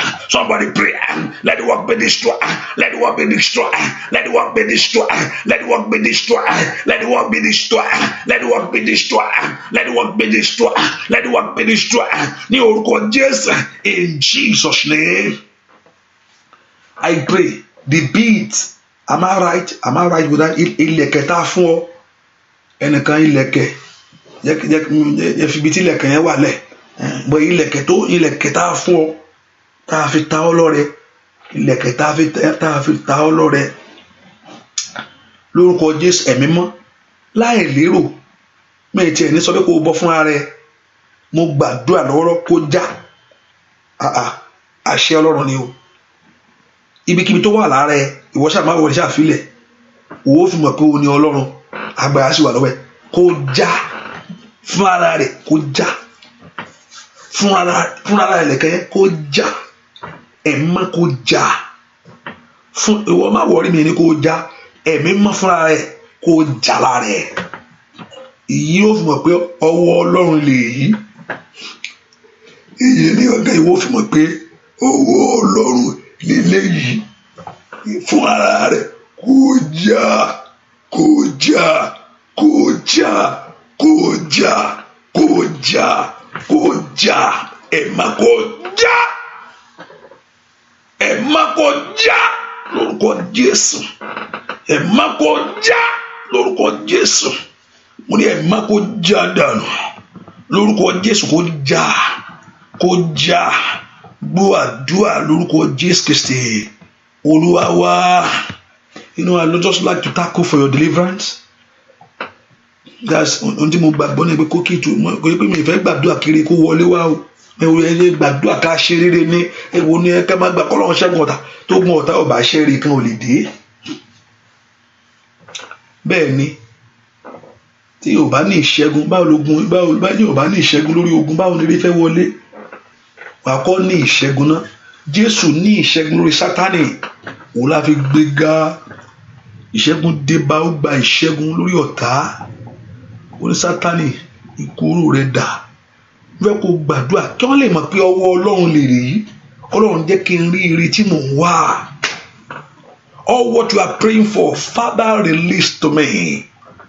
Ká lè mọ̀ pé ọwọ́ Ọlọ́run lè yí lórúkọ Jésù mú kárí brado kápáyàbá jẹ́ kí ire ayé mi jẹ́ kó bọ́ sí fún mi. Ohun tó ń béèrè fún yẹn ohun tó ń wá yẹn jẹ́ kó lè mọ̀ pé ọwọ́ Ọlọ́run. How did you know that it's the hand of God? When you see those things in your life, ká lè mọ̀ pé ọwọ́ Ọlọ́run lè yí ọ̀rọ̀ mi kó bọ́ sí. Lórúkọ Jésù ká lè mọ̀ pé ọwọ́ Ọlọ́run lè yí kí n rí ayọ̀ sẹ́. Gbogbo májẹ̀mú tó bá ayé mi múlẹ̀ ó yá gbogbo májẹ̀mú tó bá ayé mi múlẹ̀ rosi kaliaba gbogbo every evil covenant gbogbo májẹ̀mú tó bá iṣẹ́ mi múlẹ̀ óyá gbogbo májẹ̀mú tó bá ọ̀nà mi múlẹ̀ ní orúkọ Jésù bàjẹ́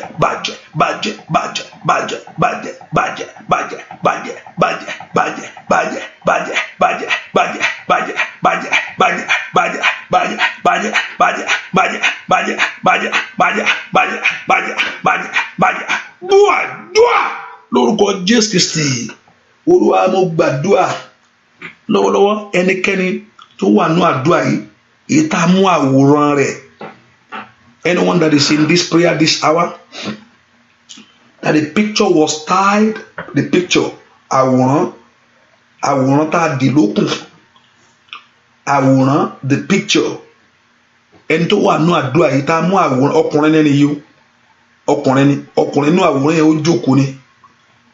ó jókòó ọkùnrin ni inú àwòrán tí mo wò yìí ẹni yẹn jókòó ni inú àwòrán yẹn tá a bá dè any picture that was tied ẹ̀mí mọ́ tú lórúkọ Jésù. Olúwa tó tá a bá rí ọ̀rẹ́ tí ń bá ayé rẹ bínú, ọ̀rẹ́ tí ń bá ayé rẹ bínú, tá a bá rí ọ̀rẹ́ tí ń bá ayé rẹ bínú ló fi ọ sínú ìgbèkùn, ẹ̀mọ́ kó tú wọ sílẹ̀. Mo lu àṣẹ Ọlọ́run lórúkọ Jésù, gba ìtúsílẹ̀.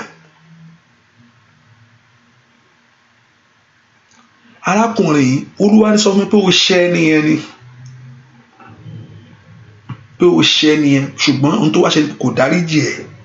Ìwọ ló ṣẹ̀, ó ṣẹ̀ ni, ìwọ gan ló ṣẹ̀, ó ṣẹ̀ ni, ṣùgbọ́n òun wà ní dáríjì lọ́wọ́. Ìwọ gan ló ṣẹ̀, ó yẹ kó yá pé kíní ó ṣẹ̀ ni, ìwọ ṣẹ̀ ni, ṣùgbọ́n òun wà ní ìdáríjì lọ́wọ́, òun ò ní ìdáríjì lọ́wọ́ fún ẹ. Ìwọ gan ló ṣẹ̀, ó ṣẹ̀, ṣùgbọ́n ẹni yóò ní ìdáríjì lọ́wọ́. Bẹ́ẹ̀ ni èyí tó fi ọ sínú ìgbèkùn yẹn, ṣùgbọ́n torí pé ó sátọ Ọlọ́run wá, ọba tí ìdáríjì ń bẹ lọ́wọ́ rẹ̀, kó dáríjì ọ. Bí wípé ẹ̀ṣẹ̀ ń tá bá fi jì á fi jì, ẹ̀ṣẹ̀ ń tá bá ní kó dúró ó dúró, ẹ̀ṣẹ̀ ń tá bá fi jì á fi jì, ẹ̀ṣẹ̀ ń tá bá ní kó dúró ó dúró. If the word of God says, if any sin that been forgiven, that will declare shall be forgiven. Any sin will declare that should remain shall be remained. Now I decree by the authority of the Lord, your sin are forgiven. By the authority of the Lord Jesus Christ, you are free today from that bondage. You are free from that bondage. In the name of Jesus, you are free from that bondage. You are free from that bondage. You are free from that bondage. You are free from that bondage. You are free from that bondage. You are free. I'm hearing a name in my ear. Orúkọ yẹn sound so funny. Mo gbọ́ Mufu. You are free from that bondage. You are free. That's the name I'm just I'll let it. Ohun tí mo ń gbọ́ létí mi náà Mufu. Ọlọ́ba Mufu ṣe débì. Hallelujah. Pé wo lọ́rọ̀ Mufu.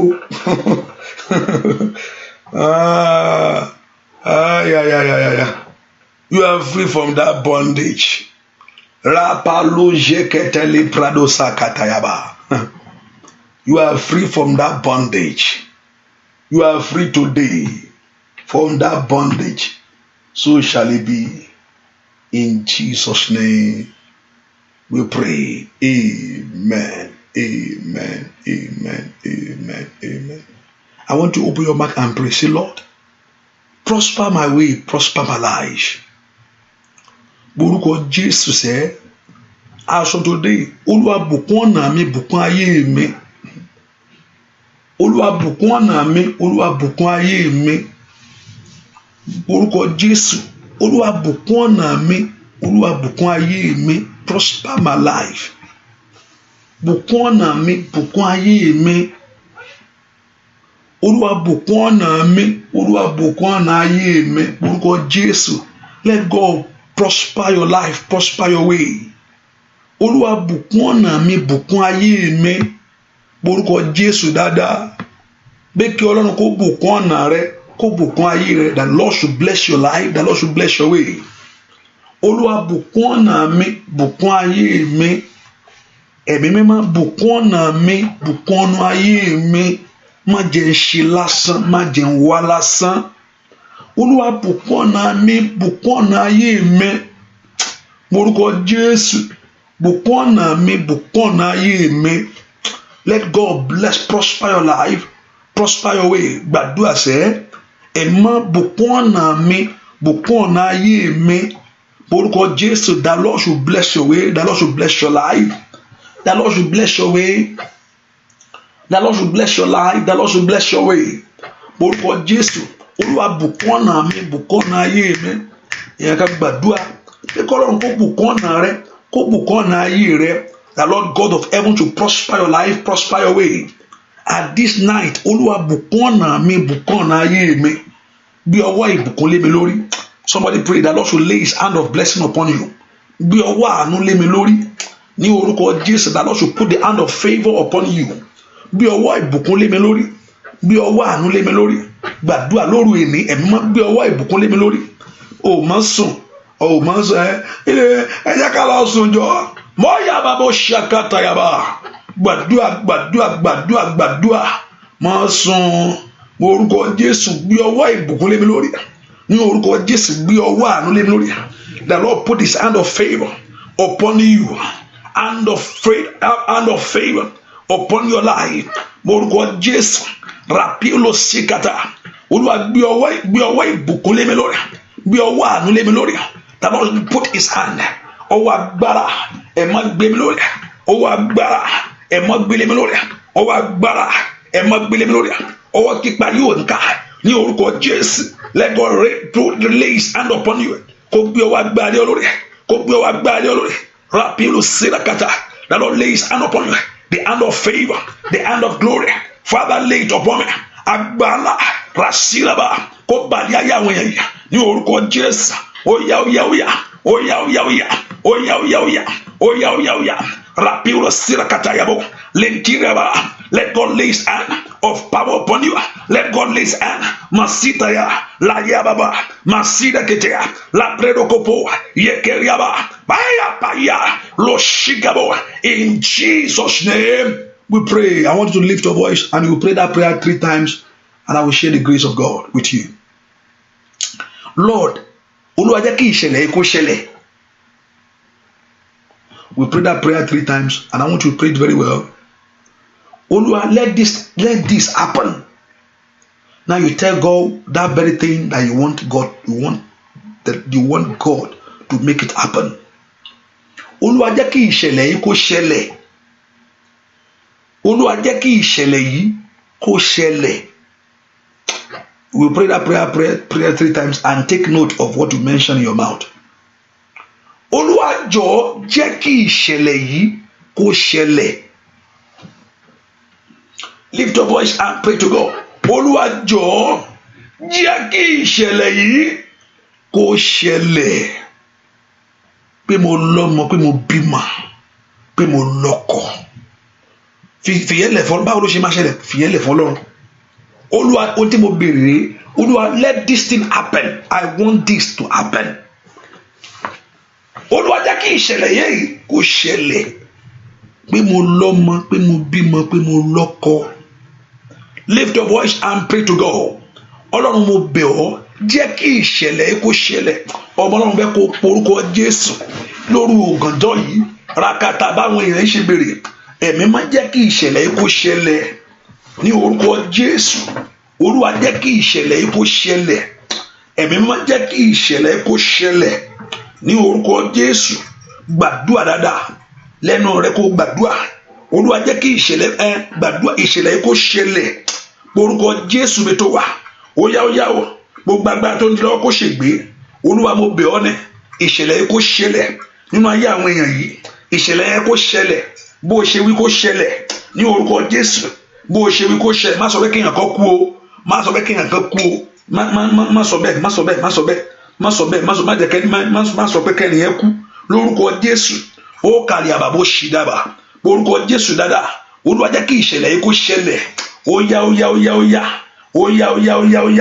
ọmọ Ọlọ́run gbàdúrà ìṣẹ̀lẹ̀ wo fẹ́ kó ṣẹlẹ̀ yóò ṣẹlẹ̀ ní orúkọ Jésù ó yá ní orúkọ Jésù ó yá orúkọ Jésù dáadáa ó yá ní orúkọ Jésù ó yá ìṣẹ̀lẹ̀ wo fẹ́ kó ṣẹlẹ̀ ní orúkọ Jésù lórúkọ àdúrà lórúkọ Jésù Kristi Olúwa wa ìṣẹ̀lẹ̀ ńlá ṣẹ ogun ọ̀run sọ ìṣẹ̀lẹ̀ ńlá ṣẹ ó ní ogun ọ̀run sọ ìdè táyé fìdè Pétérù já ìbànújẹ́ ayé mi ò ẹ má jáde mo rò pé ó ti mọ̀ bẹ́ẹ̀ yẹn mo fẹ́ kó mú ọwọ́ rẹ kó mú wẹ́rẹ́wẹ́rẹ́ ìṣẹ̀lẹ̀ ńlá ṣẹ ogun ọ̀run sọ ìṣẹ̀lẹ̀ ńlá ṣẹ ogun ọ̀run sọ ìdè táyé fìdè Pétérù já ìbànújẹ́ ayé mi ẹ má jáde lọ ìṣẹ̀lẹ̀ ńlá ṣẹ bóyá ogun ọ̀run sọ bóyá ìṣẹ̀lẹ̀ ńlá ṣẹ bóyá sẹ́ ogun ọ̀run sọ bàbá ìdè táyé fìdè Pétérù já o ìbànújẹ́ ayé mi ẹ má jáde lọ ìṣẹ̀lẹ̀ ńlá ṣẹ ogun ọ̀run sọ ìṣẹ̀lẹ̀ ńlá ṣẹ ogun ọ̀run sọ ìdè táyé fìdè Pétérù já ó yá o ìbànújẹ́ ayé mi o ẹ má jáde lọ ìṣẹ̀lẹ̀ ńlá ṣẹ lórí ọmọ ogun ọ̀run sọ nínú iṣẹ́ ìṣẹ̀lẹ̀ ńlá ṣẹ bàbá ogun ọ̀run sọ ìdè táyé fìdè Pétérù ó já o ìbànújẹ́ ayé mi ẹ má jáde lọ bóròkó gbàdúrà ó yá sẹ́ gbogbo ìdè tábìlì ayé rẹ sẹ́ ó yá kó já gbogbo ìdè tábìlì iṣẹ́ rẹ sẹ́ lórúkọ Jésù kó já gbogbo ìdè tábìlì ọ̀nà rẹ lórúkọ Jésù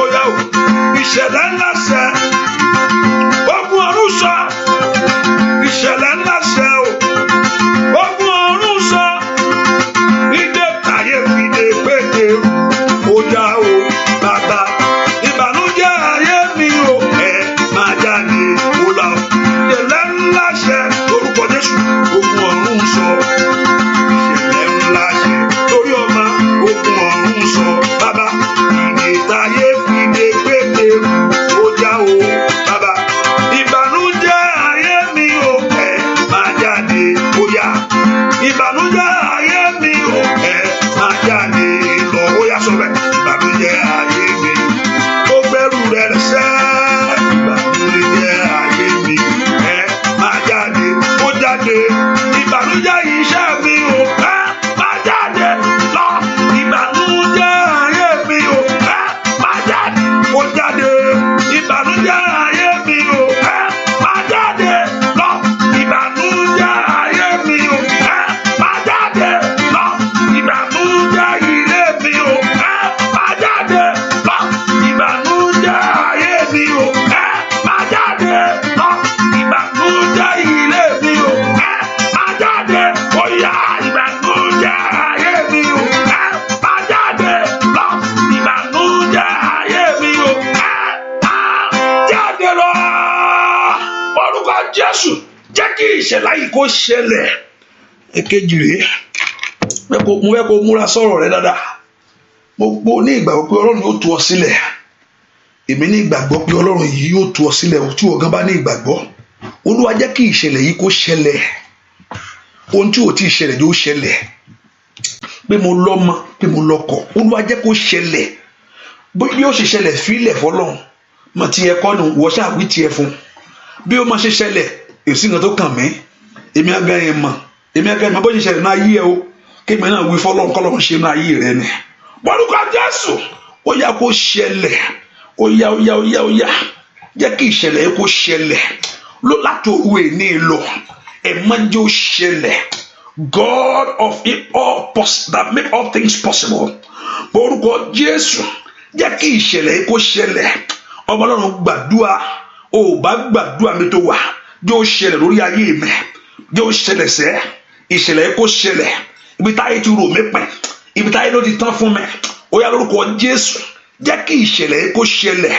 Ó yá ọmọ Ọlọ́run gbàdúrà kó ṣẹlẹ̀ lórúkọ Jésù. Ìṣẹ̀lẹ̀ náà kó ṣẹlẹ̀, kó ṣẹlẹ̀, kó ṣẹlẹ̀, kó ṣẹlẹ̀, kó ṣẹlẹ̀, kó ṣẹlẹ̀, kó ṣẹlẹ̀ lórúkọ Jésù. Ìṣẹ̀lẹ̀ náà kó ṣẹlẹ̀. Ó yá lórúkọ gbàdúrà sẹ́ jẹ́ kí ìṣẹ̀lẹ̀ kó ṣẹlẹ̀ ní orúkọ Jésù. Kó ṣẹlẹ̀ kó lọ́mọ, kó ṣẹlẹ̀ kó lọ́kọ, kó gbàdúrà ẹ jẹ́ kó ṣẹlẹ̀ ní orúkọ Jésù. Ní oṣù yìí, ní ọdún fẹ́ wọ̀ yìí, gbàdúrà sẹ́ àwọn náà gbàdúrà ọ̀run fẹ́ gbérí ẹlẹ́ lọ́wọ́ ní orúkọ Jésù dáadáa. Ọ̀run fẹ́ gbérí ẹlẹ́ lọ́wọ́ ní orúkọ Jésù. Ọ̀run fẹ́ gbérí ẹlẹ́ lọ́wọ́ ní orúkọ Jésù. Ẹjọ́ ṣẹlẹ̀, ẹjọ́ ṣẹlẹ̀. Let it happen, O God. Father, let it happen, O God. Gbàdúrà sẹ́ ẹ má jẹ́ kó ṣẹlẹ̀ orúkọ Jésù. Àní ẹjọ́ ṣẹlẹ̀ nínú ayé mi, àní ẹjọ́ ṣẹlẹ̀ nínú ayé àwọn ọmọ mi, ẹjọ́ ṣẹlẹ̀ lórí iṣẹ́ mi, ẹjọ́ ṣẹlẹ̀. Ẹ jẹ́ kí ìṣẹ̀lẹ̀ yìí kó ṣẹlẹ̀. Gbọ́ àdúrà lórúkọ Jésù. Olúwa wa gbọ́ àdúrà lórúkọ Jésù. Olúwa wa ní ìgbà kẹta bẹ́ẹ̀ kó porúkọ Jésù. Lift your voice 3 times. The 3rd time, say, Lord, let this thing happen. Jẹ́ kó ṣẹlẹ̀. Make this thing happen. Jẹ́ ó ṣẹlẹ̀. Jẹ́ kó ṣẹlẹ̀. Olúwa jẹ́ kí ìṣẹ̀lẹ̀ kó ṣẹlẹ̀. Mi mọ̀ bó ṣe fẹ́ ṣe, bó jẹ́ kó ṣẹlẹ̀. Mi mọ̀ ọ̀nà tó fẹ́ gbégbá, bó jẹ́ kó ṣẹlẹ̀. Let it happen. Olúwa, don't make this thing happen. Mi mọ̀ bó ṣe fẹ́ ṣe, mi sì mọ̀ bó ṣe fẹ́ gbà. Jẹ́ kó ṣẹlẹ̀ ni. Mo fẹ́ kó ṣẹlẹ̀. Mo fẹ́ kó ṣẹlẹ̀. Arákùnrin kan bá mi jọ kan. Ó ní ó gbàdúrà ń bèrè fọ́kọ. Ó ní àwọn ọmọ òun fẹ́ gbà, ó ní òun gbàdúrà fọ́kàn. Ẹnìkan bá pàdé ẹ̀, mo fẹ́ fẹ́ o. Ó ní kò sọ̀rọ̀ pé ó ní òun ló máa rò. Ó fẹ́ lọ ro kíni, ó gbúdọ̀ ro. Òun ti rẹ́dí pé òun fẹ́ fẹ́, òun ti ṣe tán bá èmi ẹgbẹ́ gbà tó sọ fún mi ní ó mà ní sùúrù mà níra èwo lélẹ̀ báyìí. Ó ní ẹ sọ pé òun ṣe tán ni àwọn ọgbọ́n òun ó kọ̀ pàdé òun ti rẹ́dí àmọ́ òun fẹ́ máa fẹ́ báyìí ni òun ti èmi ẹ̀kan tó sọ pé ẹ jẹ́ ká ronú jinlẹ̀ o, ẹ jẹ́ ká ronú jinlẹ̀ sọ̀rọ̀ yìí o. Èmi ẹ̀kan tó sọ pé ó ṣẹlẹ̀ ọ̀pọ̀lọpọ̀ yóò ṣẹlẹ̀ ayabakuta yagaba mayagaba gota yabo yóò ṣẹlẹ̀ orúkọ Jésù yóò ṣẹlẹ̀ ẹ̀yin ọgọ́rùn ẹ̀jẹ̀ ó ṣẹlẹ̀ mata yabakuta yaba orúkọ Jésù sẹ ẹ̀jẹ̀ ó ṣẹlẹ̀ orúkọ Jésù oya Lord, let it happen. Màtígẹ̀dẹ̀ bó kó piraba rakeriaba mo fẹ́ kó fẹnu ara rẹ sọ kí ló fẹ́ kó ṣẹlẹ̀. Mo fẹ́ gbé ọmọ mi jó ẹjọ́ ṣẹlẹ̀ pé mo lọ́mọ láyé pé mo foyún ṣoyún rakataya mo fẹ́ ìgbọ́mọ pọ̀n ọmọ náà gbàdúrà rakataya babo làsúdẹ̀kẹ̀tẹ̀ màlúù pẹ̀lúgàbà màyẹ̀kẹ̀rẹ̀gàbà orúkọ Jésù ẹjọ́ ṣẹlẹ̀ orúkọ Jésù ẹjọ́ ṣẹlẹ̀ oya let it happen, oh God. Father, make it happen, oh God. Somebody lift your voice to God. In this year, that you receive your promotion, that your Lord move you to a next level. Orúkọ Jésù, orúkọ ẹjọ́ ṣẹlẹ̀ sẹ́, oya bí ayé àwọn èèyàn ìgbà tú sílẹ̀ ẹjọ́ ṣẹlẹ̀ sẹ́, bí ìyanu wa ẹ̀tọ́ táyé fi ń dùn wọn kó gbà fún wọn ní orúkọ Jésù ẹjọ́ ṣẹlẹ̀. Father, make it happen. Lord, let it happen. Let it happen. Let it happen. Jẹ́ ó ṣẹlẹ̀.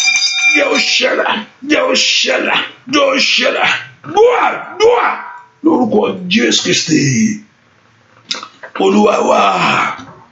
My Father and my God, Ọlọ́run mi tó pọ̀ nípa ti agbára. Mo dúró síwájú àwọn èèyàn yìí lọ́wọ́ níwájú wọn ni mo dúró sí o. Mo sì dúró lórúkọ ìwọ Ọlọ́run Ísírẹ́lì, Ọlọ́run tó ní gbogbo agbára. Òrọ̀mọ níṣẹ́ fàyà àti Olódùmarè. iṣẹ́ kàn ọ́, iṣẹ́ ti kàn ọ́ lórí ayé àwọn èèyàn yìí, iṣẹ́ kàn ọ́, ẹ̀mí mímọ́, iṣẹ́ kàn ọ́, iṣẹ́ kàn ọ́, ẹ̀mí mímọ́, iṣẹ́ ti kàn ọ́ lọ́wọ́lọ́wọ́, èmi ti dúró, iṣẹ́ wa kàn ìwọ, ká lè mọ̀ pé ìwọ ni Ọlọ́run. Bẹ́ẹ̀ kí ọ̀nà àbáyọ ńlá kó là fún gbogbo àwọn tí ń bẹnu àdúrà yìí lóru èní. Bẹ́ẹ̀ kó bá ayé wọn pàdé, bẹ́ẹ̀ kó náwó, bẹ́ẹ̀ kó tọwọ́ agbára bọ ayé wọn, kó mú ogun ayé wọn kúrò. Mo sì fẹ́ kó lànà àbáyọ fún ayé àwọn èèyàn tí ń gbọ́ mi yìí. Olúwa ṣe bẹ́ẹ̀ ṣe jù bẹ́ẹ̀ lọ, Olúwa ṣe bẹ́ẹ̀ ṣe jù bẹ́ẹ̀ lọ lórí ayé wọn. Gbogbo èèyàn tí ń bẹnu àdúrà, mo súre fún yín, ìrì Ọlọ́run lórúkọ Jésù kó máa yín.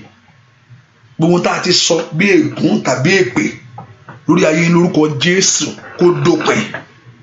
Ẹni tó lóun ṣẹ̀wọ̀n, tó lóun ò dáríjì, ẹni tó ní pé òun fìyà jẹ ọ́ torí pé ó sátọ̀ Ọlọ́run, ó ní ìdáríjì ń bẹ lọ́wọ́ Ọlọ́run ká lè bẹ̀rù rẹ̀.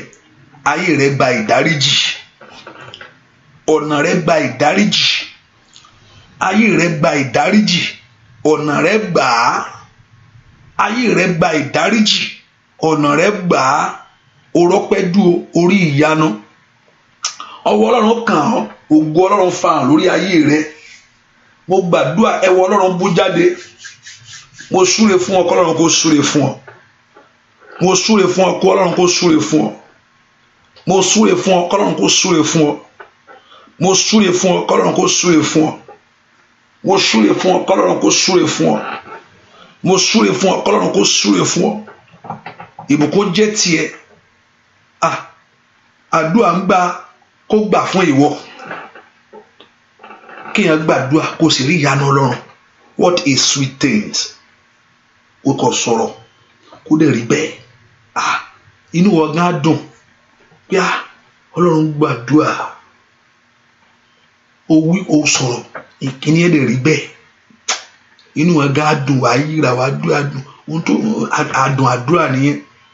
Kéèyàn sọ nǹkan kó dẹ̀ rí bẹ́ẹ̀. Pé Ọlọ́run ràn mí lọ́wọ́, ó sì rí ìrànlọ́wọ́ yẹn. Ọlọ́run lọ́nà àbáyọ, ó sì lọ́nà àbáyọ. Ọlọ́run ṣe, ó sì ṣe. Àdùn àdúrà nìyẹn o. Kì í ṣe kéèyàn wí kó máa rí nǹkan kan. Ìrẹ̀wẹ̀sì ní mú báyìí ni. Mo gbàdúrà, àdúrà yín kó gbà. Ọlọ́run fẹ́ kó fàmì hàn fún àwọn èèyàn yìí. Bẹ́ẹ̀ kó jẹ́wọ́ agbára ńṣẹ́, kó jẹ́wọ́ agbára rẹ. Bẹ́ẹ̀ kó jẹ́wọ́ agbára rẹ. Bẹ́ẹ̀ kó jẹ́wọ́ agbára rẹ. Bẹ́ẹ̀ kó jẹ́wọ́ agbára rẹ. Mi ò kú jẹ̀fọ́, mi ò kú jẹ ẹ̀gúsí. Mò ń wo ẹnitẹ́nìkan tó ń ṣe ẹ̀gúsí. Àbí nǹkan tó jẹ ló ń wò. Mo rí ẹ̀gúsí, mo rí ọwọ́ tó ń ṣe ẹ̀gúsí. Mi ní pé wọ́n ń lo ẹ̀gúsí o. Mo rí pé ẹ̀gúsí bẹ́ẹ̀ pé wọ́n ń ṣe ẹ̀gúsí yẹn. Pé wọ́n ń ṣe ẹ̀gúsí yẹn. Ṣùgbọ́n èdè tán ń pè bọ́ ṣe ń ṣe ẹ̀gúsí yẹn ló lòdì. Ẹ̀gúsí fúnra rẹ̀, ẹ̀gúsí. Mo rí pé wọ́n ń ṣe. Ṣùgbọ́n ẹ̀gúsí yẹn èdè tán ń pè jáde bọ́ ṣe ń ṣe yẹn ló lòdì. Lórúkọ Jésù Kristi, ayé ò ní ṣẹ́rí rẹ̀ dànù mọ́. Ayé ò ní ṣẹ́rí rẹ̀ dànù mọ́. Ayé ò ní ṣẹ́rí rẹ̀ dànù mọ́. Gbogbo agbára tó ní pé ò ní wúlò lórúkọ Jésù, agbára náà kó dópin lónìí. Agbára tó ní pé ò ní wúlò, ò ní jẹ́yàn, ò sì ní wúlò lórúkọ Jésù, agbára náà kó dópin. Mo pa láṣẹ lórúkọ Jésù, ó bọ́ lọ́wọ́ ogun, ó bọ́ lọ́wọ́ ìjà, ó sì bọ́ lọ́wọ́ ọ̀tá. Mo pa láṣẹ lórúkọ Jésù, ó bọ́ lọ́wọ́ ogun, ó bọ́ lọ́wọ́ ìjà, ó sì bọ́ lọ́wọ́ ìta. Láti lórúkọ Jésù, gbogbo èyí tẹ̀ ń wá ọmọ, inú yín kó sọ fún ọmọ. Gbogbo èyí tẹ̀ ń gbàdúrà fún ọmọ pé ọmọ ló ń wá lónìí, ẹ̀ má dá wọn lóhùn. Ọmọ ò gbọdọ̀ jẹ wọ́n yà ń bí. Lórúkọ Jésù, ọmọ ò gbọdọ̀ jẹ ayé ẹ̀ ń yà. Torí pé wá sábẹ́ orí ọ̀fẹ́ yìí, ọmọ ò gbọdọ̀ jẹ ọ́ ń yà. Má jẹ̀mú Ọlọ́run ni ọmọ ò gbọdọ̀ jẹ ń yà. lórúkọ Jésù torí pé ó wá sábẹ́ oore ọ̀fẹ́ yìí ọmọ ò gbọ́dọ̀ jẹ ọ́ níyà lórúkọ Jésù ọmọ ò gbọ́dọ̀ jẹ wọ́n níyà mo gbẹ́ntì ń wá ọmọ tó ní pé òun fẹ́ bímọ láyé ọmọ ò gbọ́dọ̀ jẹ ọ́ níyà oore ọ̀fẹ́ yìí kó dájú fún ọ oore ọ̀fẹ́ yìí kó kàn ọ́ oore ọ̀fẹ́ yìí kó kàn ọ́ oore ọ̀fẹ́ yìí kó kàn ọ́ ọmọ ò gbọ́dọ̀ jẹ ọ́ níyà ọmọ ò gbọ́dọ̀ jẹ bá ń gbélé wọn lọ́wọ́ ọmọ ò gbọ́dọ̀ jẹ wọ́n níyà ní ìwòye ọdún tó ń bọ̀ orí tiẹ̀ gbé jó ní àkókò báyìí ó gbé tiẹ̀ jó ní ìwòye ọdún tó ń bọ̀ yìí kàyábà ní àkókò báyìí ní Christmas ọdún tó ń bọ̀ orí tiẹ̀ gbé jó pé kò dá májẹ̀mú pẹ̀lú Ọlọ́run wọ́n tó bá ń wọ́ ọmọ yẹn pé ìwọ Ọlọ́run tó bá jẹ́ kí n rí tèmi gbé jó ohun tí màá ṣe fún ẹ rèé o gẹ́gẹ́ bí mo ṣe wí fún ọ àṣẹ náà kó gùn ọ kó bà lé ọ kó ṣe fún ọ gbogbo agbára tí ń di ọ lọ́wọ́ tó ní kò ṣe agbára náà tẹríba wájú ẹ mo ń wọ́ ọmọ ṣùgbọ́n mi ò lọ́kọ kọ́kọ́ kó jáde fún ọ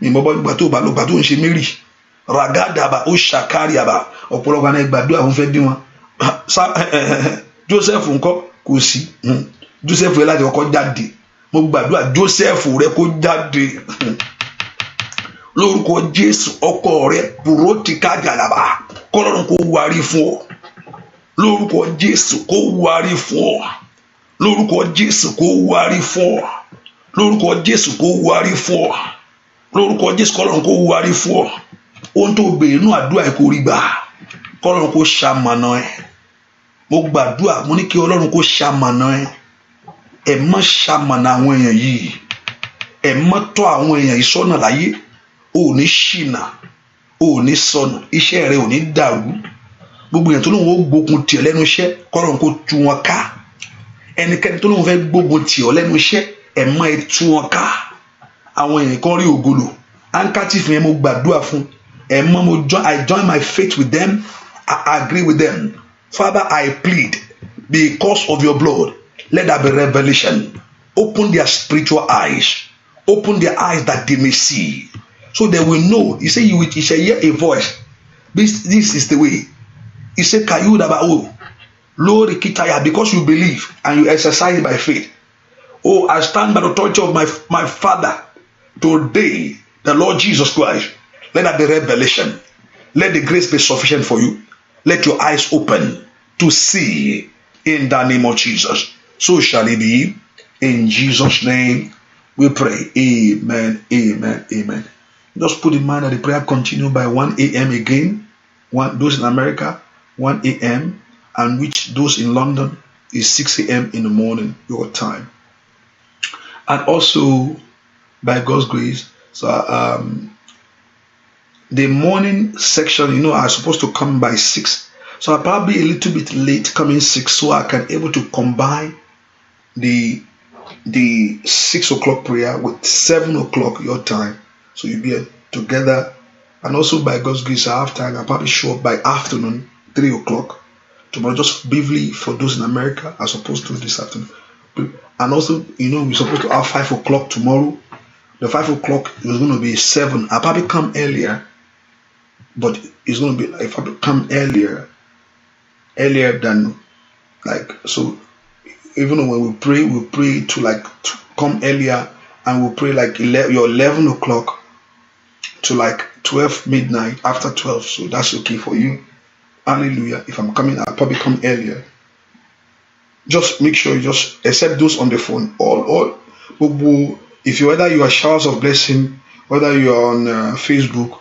whether you're on Koko Ayomi you always receive notifications so the only people that I always have is those on the phone because if they don't accept they dial the phone they can't know whether I'm there but those on Facebook anytime I show up I'm there right you receive notification right? Whether you're on Showers of Blessing you receive except those on the phone I want to allow the phone they can because except I say this time I want the candle so do on Facebook if you search you find you know how to get it hallelujah so that's how we're going to do it tomorrow I'll probably come and also I'll probably open the line for testimony if you have testimony just let me know so I'll probably open the line and also one thing I want to do again also I want you to call in But I'm seeing how that one is going to work. Maybe I'll just say this one is calling in alone. I don't mind whether people are there and they just call in, just talk to you.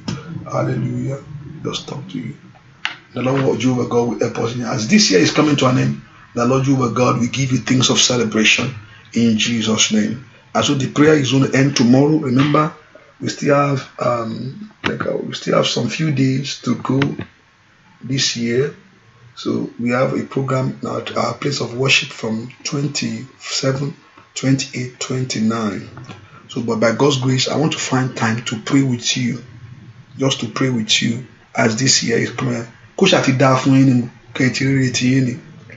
to find time to pray with you, just to get something as this year is coming to an end. So even those times that we have a program in our church, I know 9 p.m. in the night, I'm not going to be on the line, but I will find time. Let's see, just to pray with you, just to know something happened.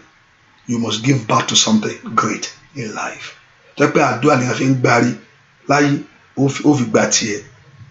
Lord Jehovah God will do it in Jesus' name. So God bless you. God bless you. So see you by 1 o'clock, 1 a.m. in the morning, which is going to be your 6 a.m. God bless you. God bless you.